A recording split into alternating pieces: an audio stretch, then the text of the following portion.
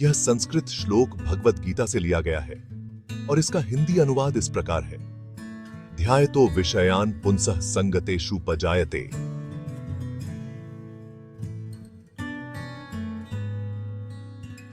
संघात संजायते, कामः कामात् क्रोधो भिजायते।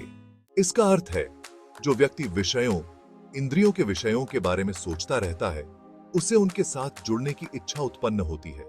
इस जुड़ाव से काम, वासना उत्पन्न होती है और वासना से क्रोध, गुस्सा उत्पन्न होता है।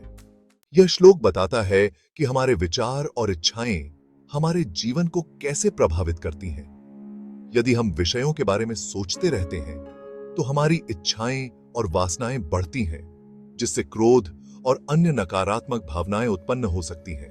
यह श्लोक हमें सिखाता है कि हमें अपने विचारों और इच्छाओं पर नियंत्रण रखना चाहिए, ताकि हम शांति और संतुष्टि की ओर बढ़ सकें। यहां एक छोटी सी कहानी है जो इस बात को समझाने में मदद कर सकती है।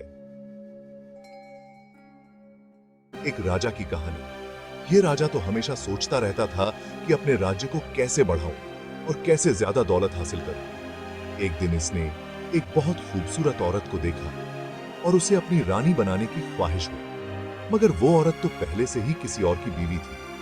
राजा की वासना बढ़ती ही गई और इस औरत को पाने के लिए इसने कई गलत काम किए। इसने अपने राज्य को भी खतरे में डाल दिया। आखिरकार राजा को समझ आया कि ये वासना उसे कहां ले जा रही है। इसने अपने आप को संभाला और अपनी वासना पर काबू पाया। इस कहानी से हमें सीख मिलती है कि वासना और डिजायरें हमें कहां ले जा सकती हैं।